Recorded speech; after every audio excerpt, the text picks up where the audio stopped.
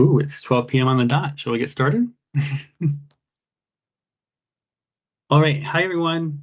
Welcome to our third seminar in our Tools for Resilience virtual education series. It's a presentation series in partnership with Northern Lakes Community Mental Health and North Country Community Mental Health. Today's topic, if you are looking for the seminar on A Dose of Life, you are in the right spot.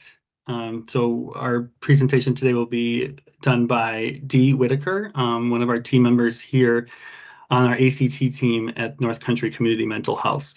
You're going to be learning today about balancing and increasing our hormones, such as dopamine, oxytocin, serotonin, and endorphins, hence the dose there. And the aim for this presentation is learning how we can use those natural hormones to boost our happiness and our resiliency. Before I do introduce Dee fully, I do want to do a plug here for the rest of the talks coming up. We have 2 more weeks of these talks, and on Tuesday the 16th, we have Developing Cultural Intelligence.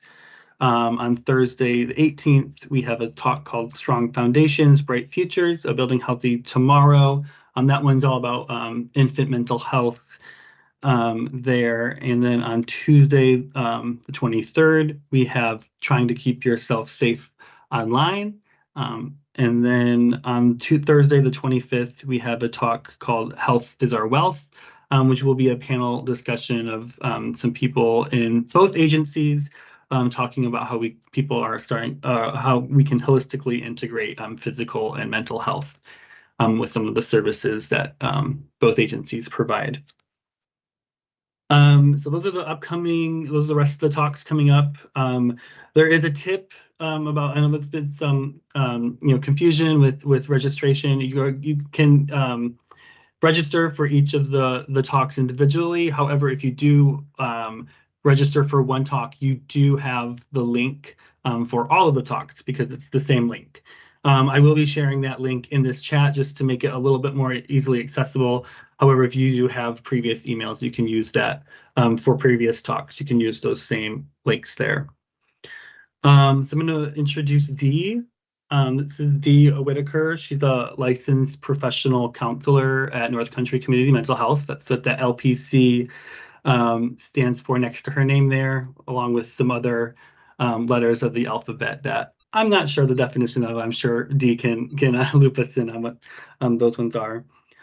Dee has 23 years of experience working in CMH, 16 of which have been working with the assertive community treatment team. Not sure if that's fully all at North Country, but we love having her here at North Country, all 16 years at North Country. So Dee, she loves loving life, is how she puts it, and she'll share some of that joy with us today. Again, we're talking about how the different hormones that we have naturally can be used to boost our happiness and resilience. And Dee not only uses this information in today's seminar in her treatment with clients, but she also uses it in her own personal life to boost her personal resiliency. So she's going to come with both perspectives of that today. So with that, I'm going to hand it over to Dee, and I will see you guys in the chats. Well, welcome everyone, and thank you so much for taking the time out today to go on this presentation with me. Before we begin, I would just like you to take a moment and do like a self-survey and kind of think, what would you like to get out of this presentation today? Is there something that you want to learn? And how are you feeling? Because one of my goals that I have is that by the time we get to the end here, I'm hoping that you will leave here feeling pretty good today and have some tools that will help you feel good on other days of your lives and help you get a little bit healthier by taking charge of your own happiness. And we do that by manipulating your own brain's chemicals. So if you just take a moment, do a quick scan. All right, so quick scan for me. I am where I am at, and I'm hoping that you guys are as well too. I'm trying to move these slides. I've never done this before, so I'm giving you guys a fair warning. So this is a dose of life. It's your life that you get a dose of. Throughout our lives, we are told to take medications, and when we take our medications, we get a dose of, a certain milligram, a certain amount of pills, morning, night. We're told that we have to have a dose of anything really, or it's used as a measurement. Nobody ever tells you to do a dose of your own life. And so it is very neat that dopamine, oxytocin, serotonin, and epinephrine, which are not epinephrine, excuse me, endorphins, are considered the happy hormones, the happy neurotransmitters, and they spell out the word dose. And so literally by taking charge of your life, you're going to give yourself a dose of life. And you do that already, but you probably do that without realizing you're doing that. So to start off with, I'm going to give you a little bit of neuroscience here, and I'm not a neuroscientist, so I've broken this down as much as I could. But what is a neuron? So a neuron are all these things that are in our cells in our head, and we have tons of them. And when I say tons, we have millions and billions.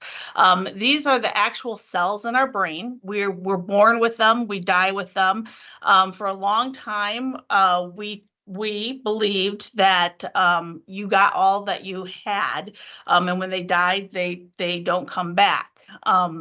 And so it was always important when I was a kid to preserve your brain cells, is what I was always taught. Well, these are the neurons. And we have actually found, and when I say we, I'm talking about scientists who have studied the brain, have found that neurons actually start new pathways, they can actually regenerate, and some are actually born.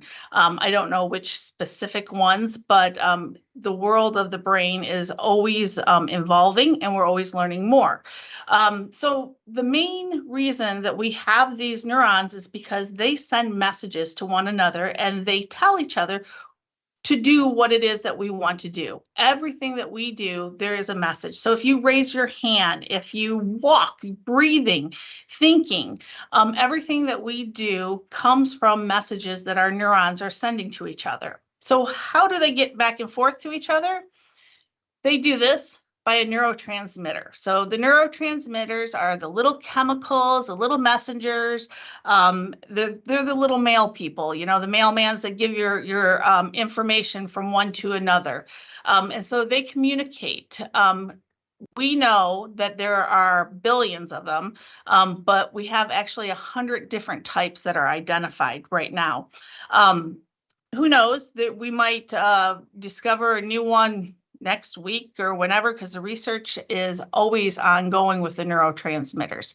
So the neurotransmitters are made in the brain. So that is one important thing to note, because neurotransmitters often get confused with hormones. And a hormone is it's the same chemical messengers, but they're actually made in the glands. So they're made in our glands, and they're secreted in our blood. And currently we know about 50 different types of them. When it comes to your mood, hormones are a major player. Now think about this. Think about when you were a teenager, or if you know a teenager, how many times did you have like a crying episode, or you were told you were moody, or your hormones are running wild with you? Anybody who's met a 13-year-old, that's a perfect example how important hormones are for our mood. So being able to kind of manipulate them in a way becomes very important. And I have found that people are not taught how to do that. And so that's one of the things that I'm hoping to do here. Neurotransmitters and hormones, one of the reasons why I think people get them confused is because they act like each other. some neurotransmitters act like hormones and some hormones act like neurotransmitters. We are only going to concentrate on the 4 today. So, can you influence hormones and neurotransmitters to improve your mood? And that's like a little brain and the big brain saying, absolutely. So, by taking an active part of your life. Now, you do this every day, but hopefully moving forward as your days go on, if you become a little bit mindful of what chemicals that you are increasing, it will help you build your resilience, help you get through the day, and help you be a happier person. Not to say that you're not happy, but I also want to put a little note in here too. The following presentation, I do not mention medications because I'm not a doctor, but if you do suffer from anxiety, depression, or some other illness, please contact your doctor, your psychiatrist, work with your clinicians. Just They are very important. I'm just not presenting them here in this slide. So, all right, so moving on. To improve your mood, give yourself a dose of life. I love this little dog here because if you are in a good mood, think about it. When you first saw this dog, what did you see? Did you see a puppy that has gotten into paint? Maybe it was Bob Ross's paint. I don't know. Was this dog a white dog and now this is a huge mess that you're going to have to clean up? Your first reaction of how you reacted to this picture kind of decides where your mood is currently. So some people do see this as oh my gosh, this is a huge mess. I'm going to have to clean it up. Some people are like, oh my goodness, this is the cutest thing ever. How your mood is will actually influence how you look at life and how you look at things. So I look at this and today I'm in a really good mood. So this is a really cute picture for me. Tomorrow I might not be in a good mood. I own 7 dogs and tomorrow I might come home and find that my dogs have trashed the house. I wouldn't find this picture to be so cute. So it is literally in the moment. All right, so moving on. So the dopamine, oxytocin, serotonin, and endorphins, together they work as a team to help fight depression, anxiety, and to improve your mood. They help you experience pleasure and enjoy happiness. So you can have more dopamine, more oxytocin, more serotonin, more endorphins in certain parts of your life at certain times of your life, and that is okay. But together, they're actually a team. So you really do want to focus on all 4 of them. There's a few other ones too, but they didn't fit the acronym, so we left them out. So, all right, so let's talk about dopamine first. So dopamine is your Dr. Feel Good. This is the one that makes you motivated. Whenever you do something that you like, that's pleasurable, it releases a little bit of dopamine. You need it because it gives you focus, concentration. It's good for sleep. It helps you get through the day. It is very important to have because who doesn't want to have good sleep and feel good about yourself? But you can have too much dopamine and you can have too little dopamine. So what are some things to notice that if you have too little of dopamine, what can that cause? And I think that if you look at this list, these are things that all of us may have had at some point in our life. That doesn't necessarily mean that we have like a low dopamine, but we might have a little bit lower dopamine at that particular moment in our life. So how many of us have experienced, insomnia or the inability to focus and mood swings, lack of motivation? Sometimes there's a reason for these things as well too. But if you continue to have a low dopamine, again, if some of these become a chronic problem, please talk to your doctor about it. But you can take and do some of these uplifting your dopamine by yourself. And some of the ways to do it, if you feel that you're a little low, you can give yourself the boost. And so, given your boost, achieving a goal. And when I say achieving a goal, I'm not talking about like today I'm going to graduate from college, or I am going to go and run a marathon. In order to get to that big goal, you have to have the little smaller goals, and you can break your goals up to be really, really tiny. So sometimes your goal just might be to get out of bed today, to go brush your teeth today, to pick up the phone and call someone, to do one thing, because that little goal that you start off with, that will give you a little shot of dopamine. Even today I'm going to brush my teeth and I'm right-handed, I'm going to use my left hand, which you hear people say that all the time because that makes a new pathway in your brain, but also that's a little goal. So you're giving yourself the dopamine. And truthfully, if you have a day where you just feel like you can't get out of bed, sometimes just getting out of bed makes you feel a little bit better. So increase your activities, do something that's fun, pleasurable. I love to put together puzzles. People don't understand why I do that because it's like boring to some people, but that's something I like to do. So I think I get a little bit of dopamine when I finish my puzzle. Going and getting a massage, yoga, tai chi, meditating is a wonderful way to increase your dopamine. Going outside and soaking up the sun. Anybody who lives north of 45th parallel, we all know that it does not have sunshine all 365 days of the year. When we have sunshine, get out there and enjoy it. Even if it's just going out, sitting in a chair for a few minutes just to get the sunshine, that sunshine hitting on you will release those dopamines. Also, limit the amount of alcohol and junk food that you take into your body.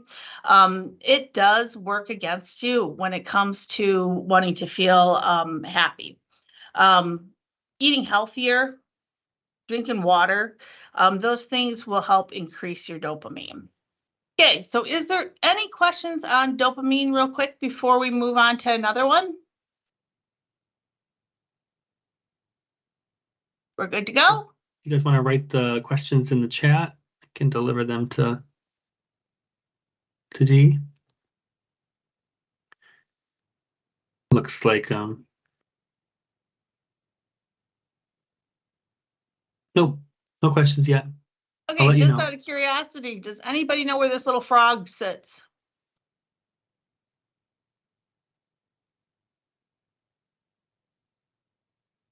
Nobody knows? Nobody's saying anything in the chat. Okay. If you ever go to Pine Knob or DTE, back to Pine Knob, you will see this little frog sitting in by their waterfalls because music is a huge way to get your full dose of life. So this is the little Pine Knob frog. All right, let's move on to oxytocin. So oxytocin is your love cuddling hormone. This is, it's a neurotransmitter. It's a neurotransmitter that is crucial for bonding, your parent-child bonding. It's used for building trust, your empathetic feelings, but it's also very important in childbirth too. And a lot of times when people talk about oxytocin, they have a tendency to talk more to females because we do need it in the birthing process and also for breastfeeding. But they have done a lot of research to also find that not only does oxytocin really play a major player in women's health, but when it comes to men, oxytocin actually plays a huge role in their happiness and self satisfaction in their life. So it is very important, and that is one of the reasons why that is put into this group. And then a personal reminder is that pugs need hugs. So when you see a pug, hug a pug. So when you have a lack of oxytocin or you're running low, what does that look like? Well, you got your low self-esteem, you have low energy, fatigue, you feel anxious, hopeless, insomnia, the restless leg, procrastination. Kind of sounds a little bit like dopamine. I have a wrong slide in here, don't I? Hang on. See, here we go. I did. Okay. So oxytocin, feeling lonely, stress, lack of motivation, feeling anxious, insomnia, feeling disconnected from your relationships. Also, oxytocin has a strong component in marriages, and the family, not the child bond, having that, just think of it as that I love you, the great big hug. So ways to boost that. This is where my hug the pugs come in. So the ways you get that is really by touch, human touch, touch of any living creature, actually, because they are actually doing research to find that going outside and hugging a tree will boost your oxytocin. Also, if you go outside and it's a nice, beautiful day and you're in the park, take off your shoes and socks and put your bare feet on the ground, actually gives off more oxytocin then too. So spending time with your loved ones, having dinners, or even cooking for your family. If you guys have ever heard of that, that book, 5 Love Languages, think of that. If you are doing something, giving something, those are all ways to increase the oxytocin. Listening to and making music. So this could be any kind of music. Being with friends, being with loved ones, just being with them. Acupuncture, acupressure. Again, it's that sensation. It's the touch. Taking a cold shower. Nobody likes to do that. So I'm not saying like go and take like a 10-minute shower or something like that, but take like a jump in a cold shower for just like a minute or two. That will also increase it.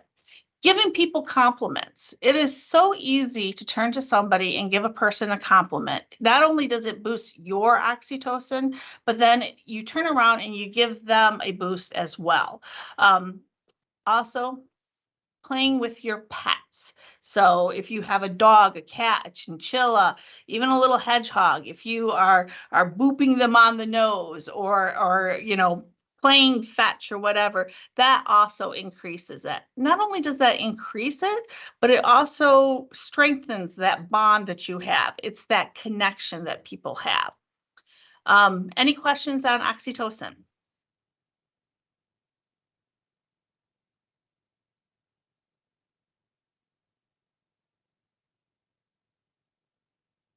We're good? Seeing none.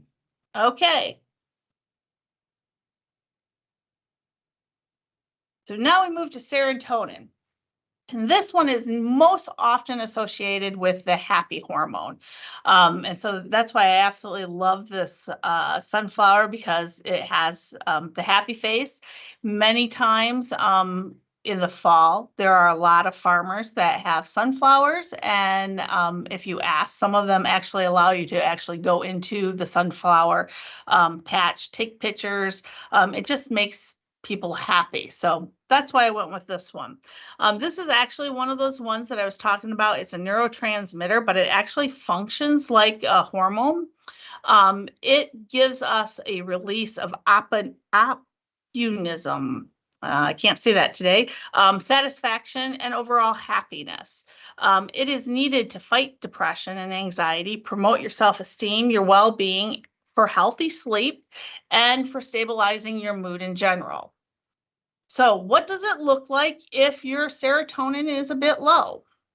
So you have low self-esteem, social phobias, depressions, feeling hopeless, mood swings, anxiety, panic attacks, insomnia. You guys notice that on some of these that there's a little thread that runs, that a lot of these you have the same, depression, anxiety, insomnia. It is because these guys really do work as a team. They all work together, but when you pull them apart, they're very just a little bit of differences. So how do you get a boost of serotonin? This is the one that surprises so many people, because you think, well, serotonin, where does most of that happen? It's in the brain, right? No, it's actually made in your gut. 90% of the serotonin that your body makes actually comes from your gut. So eating is a huge component of this. So I personally encourage pineapple pizzas. Pineapple is a wonderful way to get a boost of serotonin, but so does eggs, salmon, turkey. You ever see those Snicker commercials where a person, here, have a Snickers, you're getting hangry? That's actually a real thing. When you are hungry and you don't have good food, your mind actually becomes cloudy and your serotonins dip. So eating healthy is very important. Bright light, again, going outside, soaking up that sunshine. We do not get it all the time. So when it is those times a month when we don't have all the bright sunshine, you can go out and get one of those sad lamps or bright lights. I think they're pretty common nowadays. So just get some bright lights. Drinking milk before going to bed helps you get good sleep. Getting that full hours of sleep where that you wake up feeling really rested. That's a good night's sleep. That's what you want to aim for. Again, with the cold showers with serotonin. And this one, you should work 2-3 minutes. And they say that it works better than caffeine. Another thing that helps, especially in the morning to get going is, and it's not on here, is actually having an apple in the morning. If you have an apple, that actually works better than a cup of coffee too. Socializing and listening to music that is calming to you. And so I do have to stress to you, because what is calming music to you might not be calming music to someone else. I work with a person who likes to play classical music, and it drives me nuts. I would much rather listen to Rob Zombie for my calming music. So we don't clash there. So it has to be the ones that work for you. Helping other people. So this is getting out into your community, volunteering, but it also is right immediately. There's somebody in line at the grocery store and you have, a cart full of something, and the person behind you has 2 items. Helping the person and say, hey, go ahead, go in front of me. Showing some kindness will also give yourself a boost of serotonin. And as you boost yourself, you are also helping another person have a good day. So, any questions on serotonin? Okay, then we are going to move on to endorphins. Now, everybody loves endorphins. They hear of, the runner's high. There are natural painkillers. They're the ones that help us push ourselves a little bit farther than we need. They reduce our stress. They relieve our pain. And they actually function as a hormone. So it's one of those funny little neurotransmitters that, does a job that someone else is supposed to do. So these guys are so important. And so in order, you guys ever hear that, oh, I hurt my knee, or I hurt my ankle, and you go to your doctor and the doctor's like, well, walk it off. Or, well, actually, if your parents might have said, walk it off, or you fall down, get up and dust yourself off. You look at football players or people that are playing a sport and they get injured and they continue to go on. That's when these endorphins also, they kick in so that you're able to do that. So what does it look like if we don't have enough of them? So a person, again, the anxiety and depression, chronic fatigue syndrome, mood swings, fibromyalgia, insomnia, impulsive behaviors, and addiction. Because endorphins are your painkillers, and they make you feel better. This is where we also have had a lot of problems with like our opioids and stuff like that. So it does lead to addiction. So how do you have that right amount that naturally you should have? Well, this is the one that I always kind of look at as the fun one, because this is the one that's going to get you out of your comfort zone. You need to move your body, exercise, dance. You can go and do your yoga, tai chi, anything that actually gets you moving, laughing, watching comedies. They have also shown that dramas work as well too. I love this one because not everybody likes comedies. Not everyone likes drama, but fear itself will give you a boost. So if you are watching a scary movie that has those jump scares, this also will give you a little boost. Eating dark chocolate. Now, yes, milk chocolate is better, but eating dark chocolate will actually have a healthy benefit for you. Doing something, pushing your limits. So right here is a picture of Michigan's. Well, at the time, I think there's actually one that's longer. This is one of our longest zip lines in the Midwest, and you actually zip over a lake, and you have to go really, I think it is 10 stories up before you actually step off onto that platform and to zip line. I myself, I am terrified of heights, but actually that's me in the picture. So that's me and my son. That's very, very scary, but it's that pushing your limit, getting that out there, doing those things. And it was really fun, enjoying it. Stopping and smelling the flowers, using essential oils. Lavender is a great one for boosting your endorphins as well.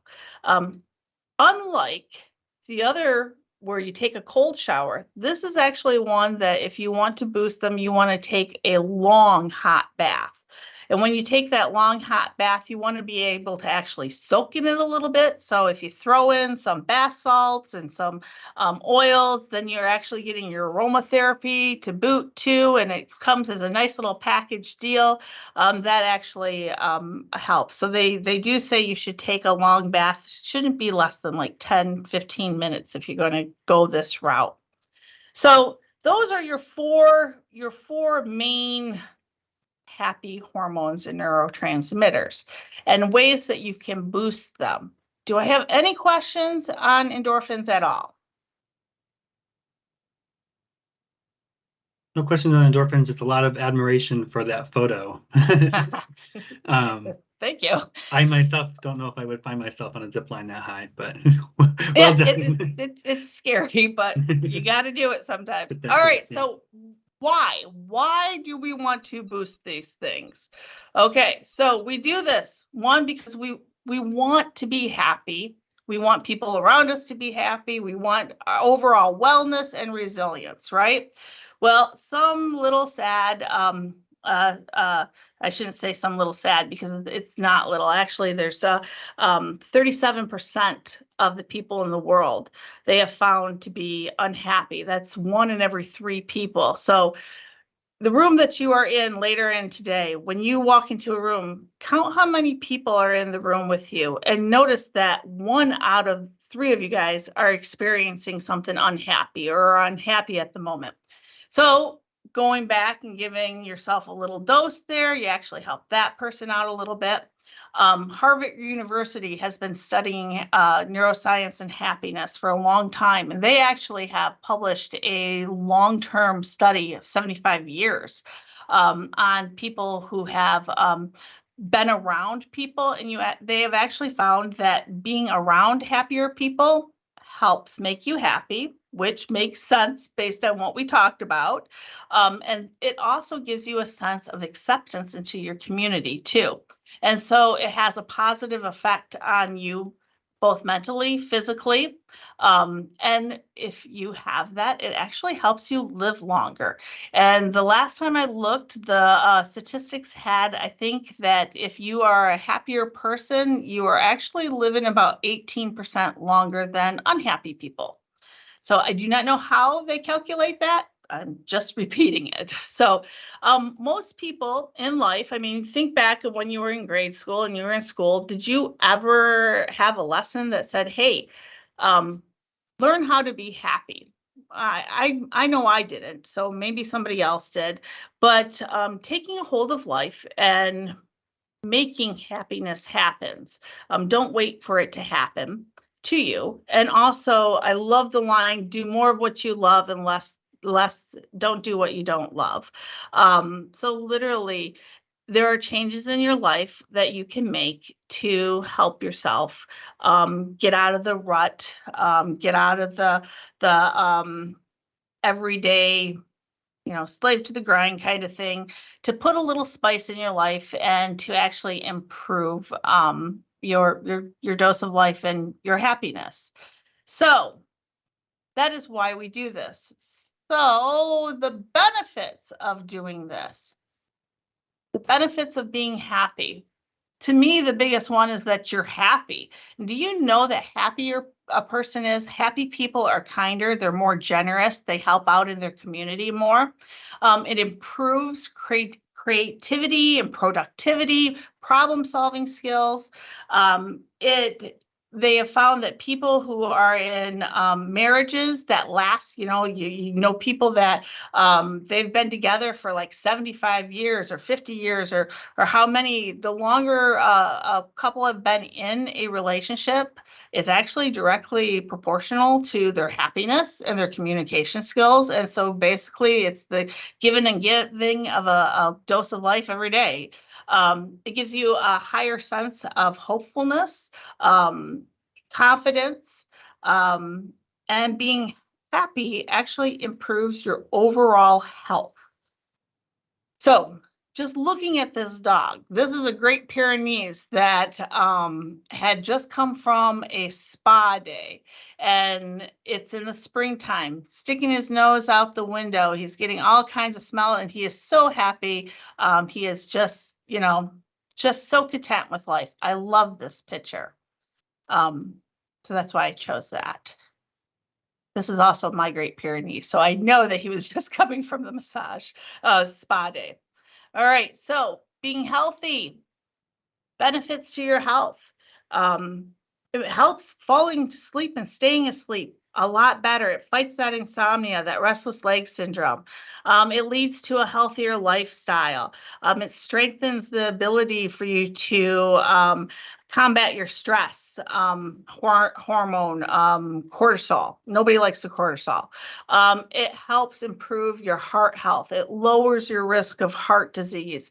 It also helps balance your pains and your aches. This even helps out in those chronic conditions. And it increases your life, like I said, 18%. It builds a stronger immunity system. Anybody recognize the picture in the back here? If you are in the town of Waters, Michigan, this is actually a labyrinth that you can go and walk. That's in the woods. It's open to the public. By just doing that activity, you're going to hit all 4 of your dose.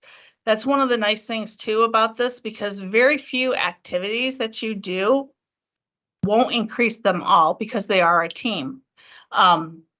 So back when we were talking about the oxytocin, I don't know if I mentioned it because I'm not really reading the slides, so I'm not quite sure which ones are on there or not, but it's those all moments in life will also increase your oxytocin. I had somebody ask me once, what is an all moment? And I always said, oh, jump online, pull up like a YouTube video or a TikTok or something like that of those cute little something, whatever you think is cute. So in case you haven't gotten an all moment yet today, here you go. Smiling hedgehog. How can you not look at that thing and think, oh, it's so cute? Laughing babies are another good one. All right, so I am pretty much a fast talker, and I'm kind of at the end, so I do have my resources here.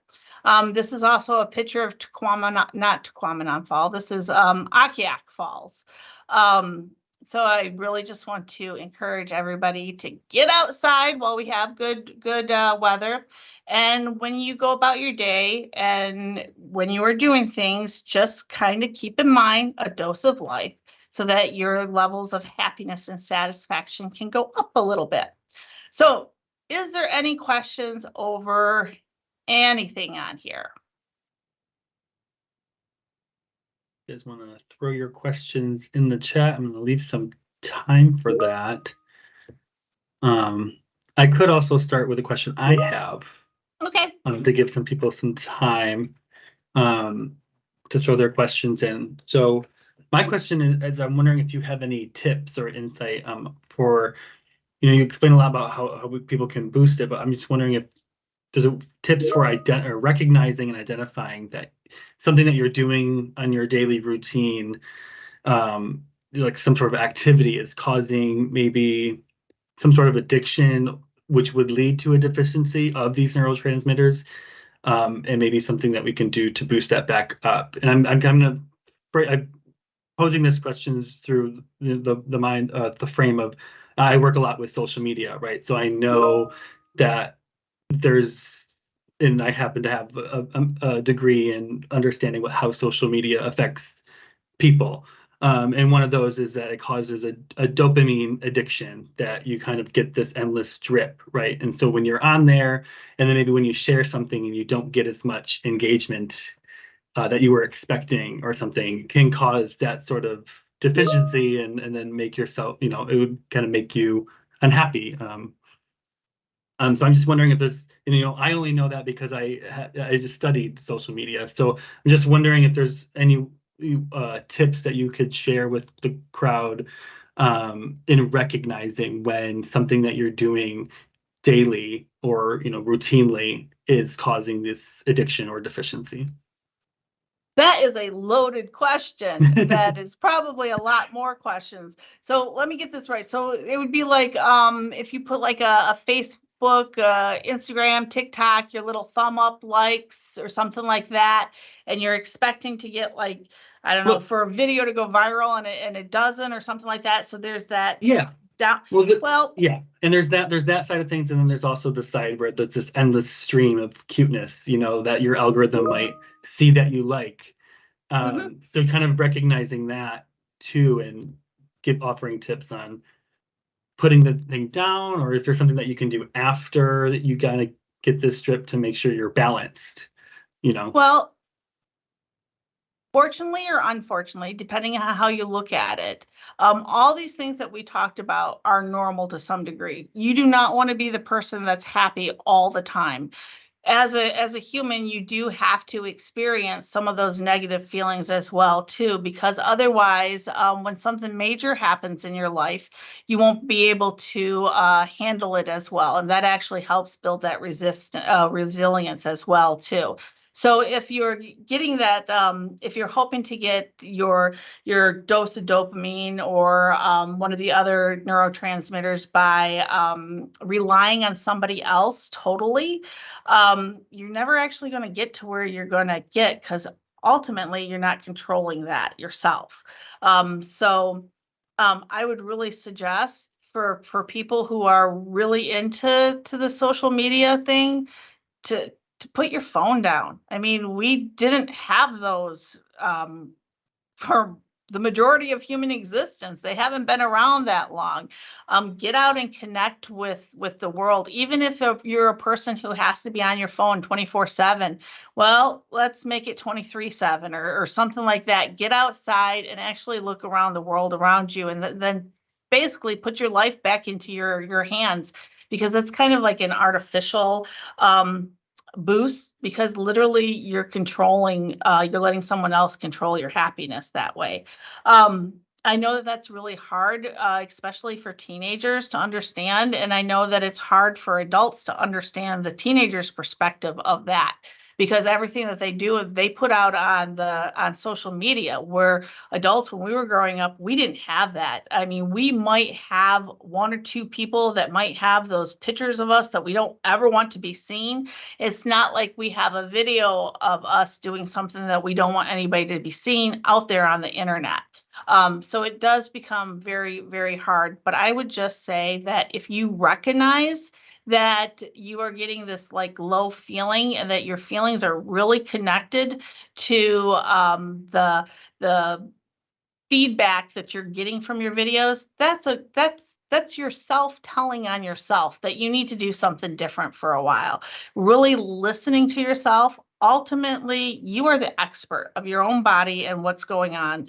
And so being honest with yourself and saying, whoa, I only got, 2 likes on this and I really wanted 200. That's something that you know about yourself. And so own that and go and do something else that's going to make you a little bit happy. That's kind of like, does that answer your question? Yeah, so those are some good tips. Okay, all right. Does anybody else have another one? Maybe a little easier. No, I'm only joking. Anyone have some throw in the chat? I'm wondering too, you might be able to raise your hand and ask the over camera. I'm not sure, or over mic. I'm not sure if that's an ability, Dan.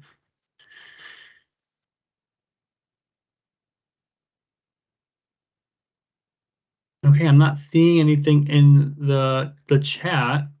Okay, I do want to point out, I don't even know if you guys can see my cursor, but on the reference, the dose, I can't read it. The Dose magazine in the UK. If you have kids or if you work with children, that is a great resource. That's where all those little happy brain clip arts come from. They have all kinds of posters and printouts that you can print out for your classrooms if you're a teacher. It is a wonderful resource. I would really encourage you to go and check that out. I'm also pointing out too that throughout the presentation, you did see a lot of like colors and stuff like that. So those posters are very colorful because those actually do affect your transmitters as well. So is there any questions? Because if not, I do have a question for you guys all. So at the beginning, I asked you to stop and take a survey, see how you were feeling and what did you want to get out of this presentation.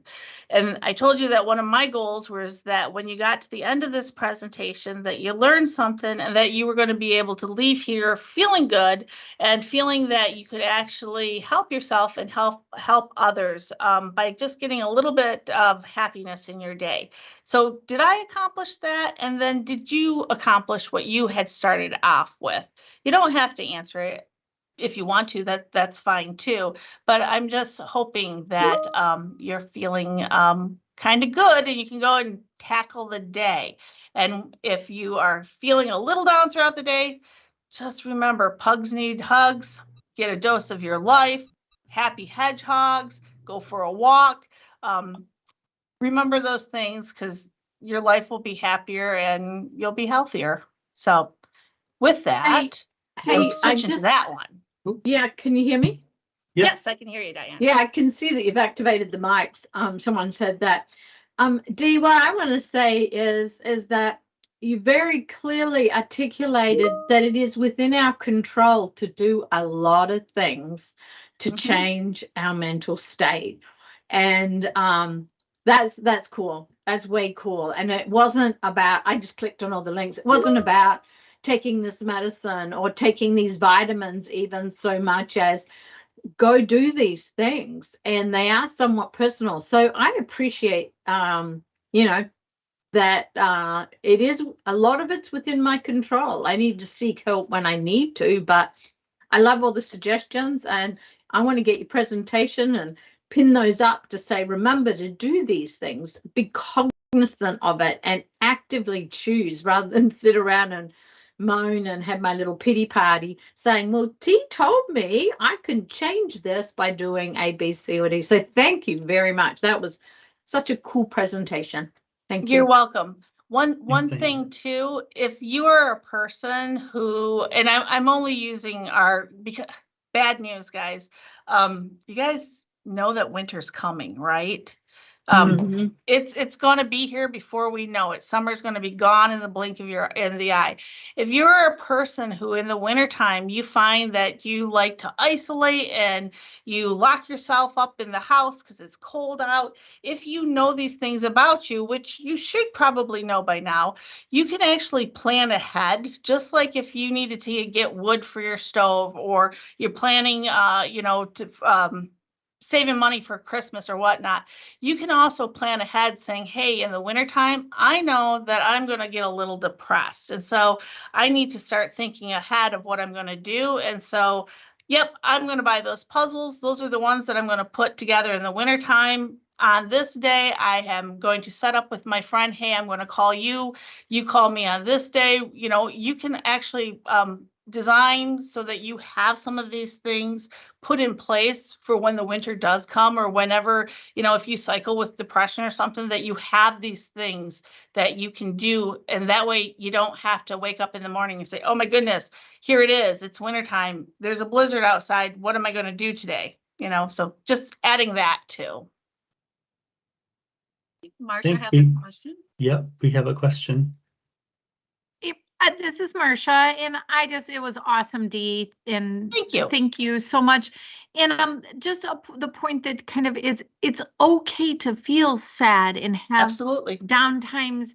And so many people it's okay to feel sad. It's okay. I tell patients, if you weren't feeling sad right now, I would be concerned. You should feel sad at times when things are happening, But I think, media and everything is like, we have to be up all the time. And so really that, and then will this be available that we can share it with our clients? Yeah, so the meeting has been recorded, and Mhm. it will be available on our website after the series ends. And when the series ends, all of them. Okay. Yes. And then so we can direct people to go listen. Okay. Yep. Great. Thank you. Yep, thank you. It's that full spectrum of emotions. So we need to be able to ride our lows and ride our highs and be in there, because that is what's normal. It's not normal to always be on one side or the other too. So absolutely, Marcia, thank you for pointing that out. Yeah, thank you. Looks like we've inspired someone to take the afternoon off and to get a massage. But I'm not seeing any other questions, so I think this might be a good point to end, unless you have any last thoughts, Dee. I probably will once the camera goes off, and tonight I'll be sitting there thinking, man, I should have said that too. So if you guys Lots to do talk come about up with this, a yeah. question or whatever, you can always send it to me as well too. Actually, I will do a plug. This is the May 11th until next, I think it's the 15th. It's Empty the Shelter Day. So if you're looking for a new furry friend, you need to boost that oxytocin. Dogs and cats at your local humane societies are available for adoption for free. So, all right, that's it. That's my last plug. Way to go, Dee. Way to go. Thanks, Dee, and thanks everyone for coming. I just want to remind there are 4 more seminars left in the series. So if you go to the Eventbrite page, you can register for that, or if you save the link, you can join through that link. But it looks like we have one last comment.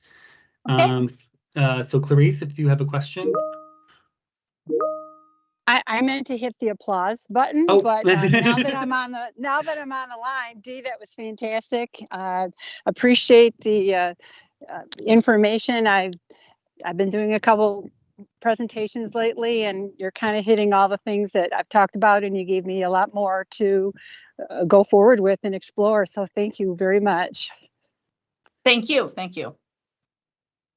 Alrighty, I think we can end it there. Thank you, everyone. Enjoy All right, the rest well, of you your guys day. have a wonderful day. All right, bye-bye.